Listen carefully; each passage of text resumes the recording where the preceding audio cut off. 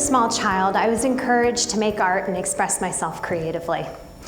In high school, I auditioned for every school play, I was in the photo club, and in my junior year, I signed myself up for the International Baccalaureate Honors Level painting class. It was quickly brought to my attention I hadn't completed intro drawing, painting wasn't like a single prerequisite to qualify for this advanced level class. But I was like, psh, details. This inexplicable confidence that I had came from my sense of identity as Natalie the artist. I was confident I'd be just as naturally gifted at painting as I am at forcing my will on people. So, after much persuasion and coercion and lots of empty promises, I was admitted to the class. And that next semester, when I sat down at that canvas, it turned out that I was really bad. So bad. And my teacher, Mrs. Mathe, one of my favorites of all time, confirmed this for me. One day, she stood over me watching me work, and she took the brush out of my hand and said, "Dear, it's bad, and you're just making it worse." She was right. But a few months later, Mrs. Mathe saw one of my photographs, and she told me how much she loved it. She went so far as to ask if I'd make a print for her home. I almost cried. I was like, Eureka, now I get it. I'm Natalie, the gifted photographer. That identity stuck with me, and it was the foundation for my life's work. Now, I'm a professional photographer. I see and shape my world and yours through lenses. Lenses are very powerful tools, and today I'm going to show you an example of how lenses can shift our thinking about ourselves and about others in a very meaningful way. I'm also going to introduce you to a group of young artists who have used the creative process and many lenses to reject external definitions and define themselves from the inside out. Let me very briefly walk you through a couple social issues that are important to me and are central in the lives of the young people I'm speaking about today. The first one's homelessness. In the US alone, almost 600,000 people are homeless, and the other is mass incarceration. Consider that America comprises about 5% of the world's population, but 25% of the world's incarcerated population. I study and read about these issues, but I'm far from being an expert and not qualified to break this down into more meaningful data. But I know this. While statistics are an empirical way to view these issues, they don't tell us about why and how people are living through these hardships. An important part of my life is working with young people living through these hardships.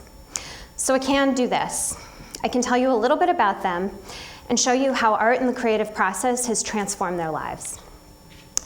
Even armed with knowledge and compassion, before I had the experience of making art with homeless youth, I viewed homelessness as something like this. There it is. But my lens has now widened to include this. I could rant for the next hour about our broken criminal justice system, and even with my deep concern about mass incarceration, I saw it as something like this. But my lens now includes this. So today, I'd like to give you a different lens through which to view these issues, and it's much more complex. With it, we see a more fully formed, more personal image. In 2008, my husband David and I had an office space in Brooklyn, and one day the vacant space next door was rented out. We met our new neighbors and got to chatting, and this is when I first met Johanna. And she casually mentioned that she was the executive director of Art Start, a nonprofit that engaged underserved youth. Art Start utilizes the creative process to engage and nurture the authentic voices of homeless and court-involved youth. They've been at it for 25 years, and since that day in 2008, my husband and I have been volunteering with them. Years later, in 2013, Joe reached out to us with her executive director, Hannah Immerman, and they asked if David and I would consider volunteering in one of the shelters where they were working, and if we'd make some family portraits. I wrote back, of course, but I went on to pitch this large-scale advocacy effort that, in order to pull off, would necessitate getting thousands of dollars of in-kind donations and mobilizing my entire personal and professional network as project volunteers and sponsors. You know, piece of cake. This was the beginning of the ArtStart Portrait Project. It's a Herculean task. But the ArtStart leadership saw this as an important opportunity to tackle a pervasive issue. The ArtStart youth and their families see themselves very differently than the way much of society sees, or rather looks at them. At its core, the Portrait Project addresses identity and visibility and challenges assumptions about ArtStart youth. That next year, in 2014, we shifted focus to make a project about the teen and young adult population working with ArtStart. But the goal remained the same. Let's make images with and about ArtStart youth that show the way they wish to be seen. The majority of the participants in this project did not initially come to ArtStart by choice. The young men you'll see here today first met ArtStart because at the time they were in an alternative to incarceration program where they're actually court mandated to participate in ArtStart programming. And the young ladies in the project met ArtStart because they, at the time, were living at Victory House. It's a group home in the Bronx with outreach to young runaway mothers and women, and it's where Hannah conducts weekly visual arts workshops. So you can imagine, not everyone was immediately enthused about being made to create art. For example, Mel's. Mel's told me he walked into the ArtStart studio thinking that he would fail. He wouldn't be able to complete the program and he'd be remanded to jail. But when he met staff, his perspective shifted. He realized these aren't soulless authority figures. These are working artists and real people who encouraged him to take hip-hop, his music, and himself seriously. He wasn't censored, and he could write and spit verse about whatever he was feeling, and that felt good. And slowly his feelings about everything began to change. The first thing we did in 2014 was to interview the participants. We asked them questions about their immediate circumstances, but I think even more importantly, we asked them questions about their future, what they hoped for, and how they imagined getting to that place. The interviews are captivating and enlightening and ultimately very hopeful. The youth shared feelings of longing for connections to families where bonds had been broken. They shared stories of survival, from sleeping on the streets of New York to having to steal food in order to eat. They all shared stories of pure grit and determination. And really, I expected to hear stories like this. The answers that surprised me were to what I thought was one of the more mundane questions. What do you want to be? I naively assumed that, like me, everyone grew up considering this. So I expected some simple, concrete answers. I was surprised by long pauses and quizzical stares, and answers from participants like Glenn, who simply said, "No one has ever asked." The rosy lens through which I viewed my own childhood, being doted on, encouraged, giving opportunity to try on and mold and discard different identities, was not something that much of the youth we worked with experienced. For many, ArtStart was the beginning of that possibility, and the Portrait Project made it real for them. So after the 14 video interviews were completed, they were shared with the 10 other photographers working on this project, and we all got to work visualizing the worlds that the youth described. With a team of stylists and CGI artists, we brought to life the future they imagined. Here's a few of them. Well, this is the project. Here's Jacob, Amber, Nicola, Reen, and this is Mickey. At the organization, we often refer to ourselves as the ArtStart family, and in this sense, I think of Mickey in a big brother capacity. Mickey is admired. He is a member of a group called Legendary Ciphers and an amazing freestyle rapper. This one time, I was leaving a workshop, and he scolded Mel's on my behalf in the form of a freestyle rap. Mel's was engrossed with something at the computer, and he didn't say goodbye to me, so Mickey lit into him. I don't rap, I don't remember it exactly, and I'm about to embarrass myself, so forgive me. But it went a little something like, Natalie made you a video for free, you should be calling her queen. And it went on. And I know this is a little shallow, but for that moment, I was transported back to my childhood. I had that same feeling that I had when my mom would hang my finger paintings on the fridge. I was the star, this time of a song, and that made me feel a little bit famous.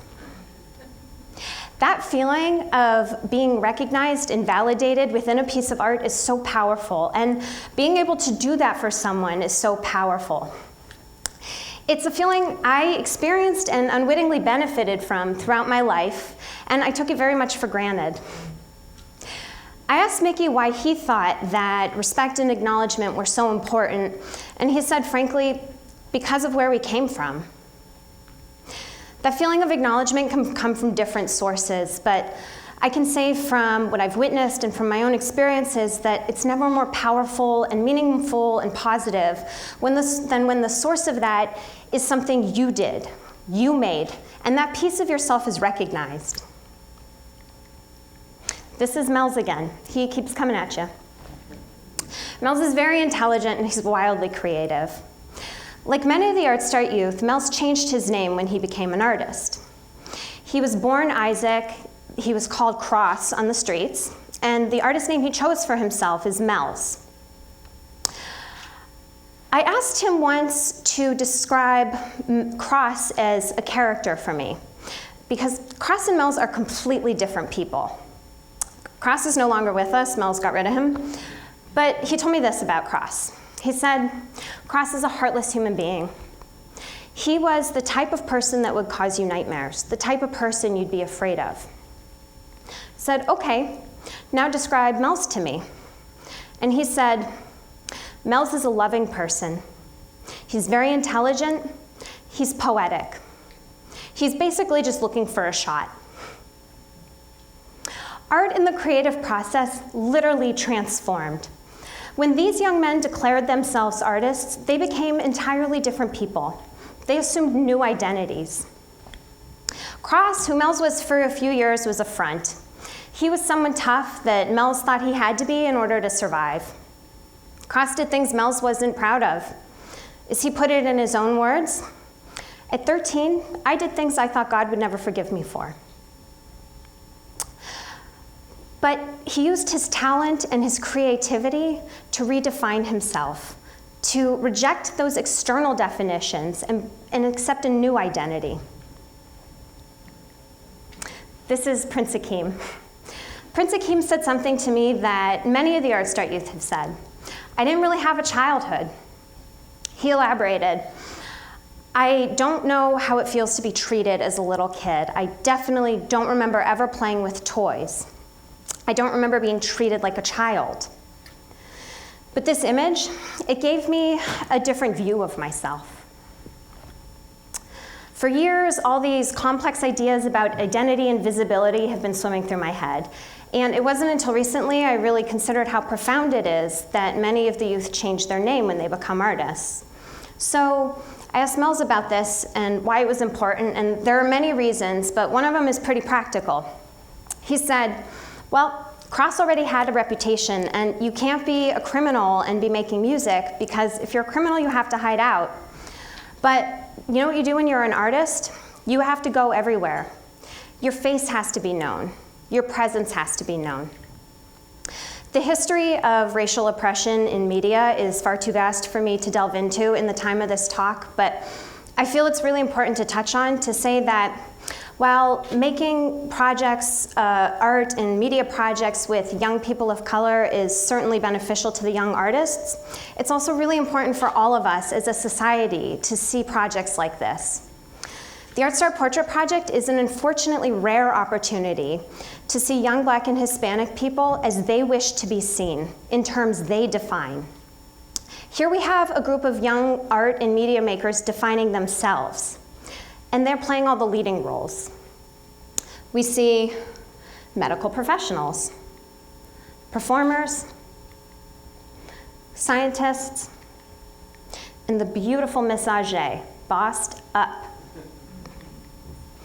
I stay in touch with a lot of the participants from this project, but especially Ajay and Mel's. So when I was preparing for this talk, I asked them to reflect on the project. Ajay told me that, since I got involved with Art Start, I always had cameras in my face. And she didn't mean it as a bad thing. What she meant is that it made her feel a little famous. And don't we all feel that way? I think we all behave a little differently in front of the camera. And I think this is in part because there's a permanence.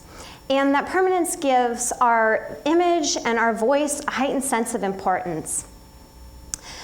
The presence of cameras and lenses made the participants feel like celebrities sitting down for their interviews. They felt significant. Those creative tools said more than I could have at that point said with words. Silently, those machines professed, what you're saying is important. Your thoughts and words are important. You are important. Before this project, I didn't consider that simply making someone feel a little famous was actually very valid work. But Mickey can teach us all about valid work. Mel's told me this story about being in the Art Start workshop with Mickey, and he really wanted to write on a song with him. And Mickey told him that if he wanted to work on a song, on one of his songs, he'd have to write something deep. At this point, Mel's didn't think he could write a verse without cursing. He was angry and he swore a lot. But Mickey became an important audience. And working with him was a goal that could only be achieved by processing everything that he was feeling and learning to express himself differently. Making honest and vulnerable art about yourself is a tremendous act of courage. My favorite model of courage is the character Don Quixote. I actually think every artist can trace their bloodline back to him. We all ride around on old donkeys with cardboard hats on, swearing that we are knights in armor on beautiful stallions. Believe me, to be successful in the arts, you have to at least be, at the very least, a little bit delusional. Don Quixote wasn't born into royalty, but he became a knight. He was exposed to these radical ideas through art, in his case, stories, and he decided that his immediate circumstances, his lack of resources, and the opinions of others didn't define him. He defined himself. The young artists you saw here today don't have the same visibility and privilege that I've had my whole life. They are tremendously talented and so smart, but they were dealt a raw deal. They could choose to look at their lives and spend 100% of the time focusing on the here and now, the many deeply unjust and huge obstacles that they face just to get by. And much of their time is dedicated to tackling these real-life problems. But they so deeply deserve a break. A safe space to rap, sing, dance, imagine, create, and most importantly, imagine. Imagining is very serious and important work. I'm convinced it's the first part of becoming. And projects like the Art Start Portrait Project say, yes, please go with that. I see you how you see you. I think you are who you think you are. All of us here at Art Start are right there with you, in our cardboard hats, on our donkeys, and because of this imaginary armor, we're all going to achieve real-life goals. Art is a powerful catalyst in turning donkeys and cardboard into stallions in armor. And Ajay confirmed this really wild idea for me when, during her interview from the rec room at Victory House, she courageously professed, just because you might feel like you don't have anyone in your corner, there's always a way to make it to what you want in life. Because if you envision it, if you feel yourself doing it, you can do it. I know she's right, and now we even have a picture to prove it. Thank you.